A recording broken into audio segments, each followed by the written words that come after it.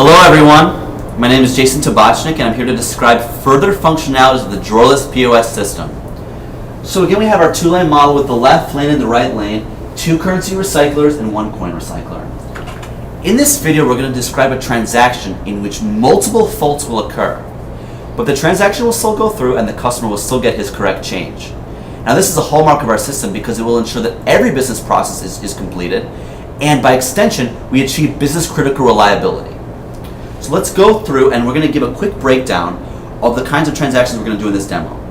So we want to note quickly that in this recycler, there are 4 singles left in its capacity. Now we're going to do a transaction first in which we're going to meet 4 singles in change.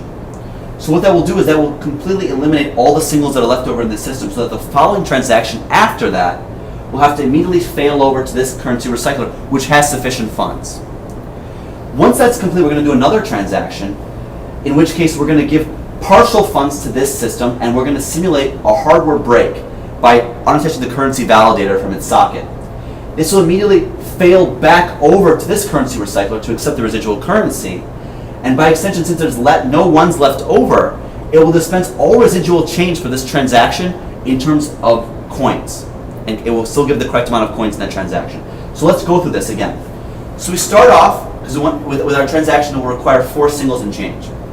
So we'll look up a sale, and it'll be a $16 sale, and we're going to tender $20. So we accept $4 and change. So again, the interface comes up. We're going to put in $20 into the system.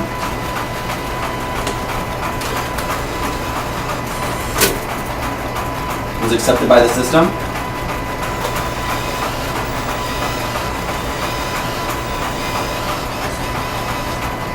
Alright, so we've achieved our $4. Now this currency recycler is currently out of ones. So any next transaction that needs to give change will have to fail over to this currency recycler to give the correct change. So now let's do the next transaction. In the next transaction, we're going to look up an item and it's going to be $4. Okay. So now we're going to tender cash. In this case, it's now gone from green to accepting to red standby because it doesn't have enough sufficient funds to give in change.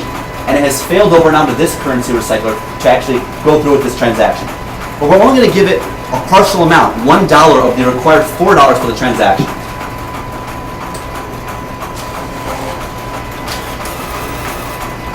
So the $1 went through, and now again it's prompting us for more change. But we're going to simulate the hardware fault by unattaching the currency validator in the process of the transaction. Now it's been unattached. Notice that there's no lights. And now it has transferred over to this currency recycler to accept the residual amount of currency to complete the transaction. So we're going to tender $5 now. So we expect, because we tendered 1 and 5, and the sale amount is 4, we expect $2 and change. But it won't be in terms of ones because there are no ones left over. It'll be only in coins. So let's do it. $5.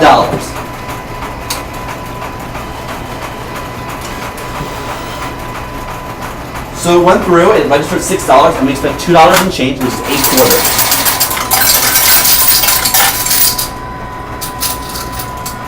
So we received 8 quarters,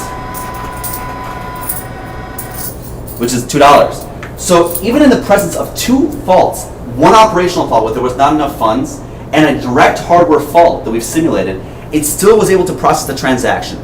This demonstrated that every transaction will go through, and we can achieve business critical reliability that's required for QSR and convenience store segments. Thank you so much.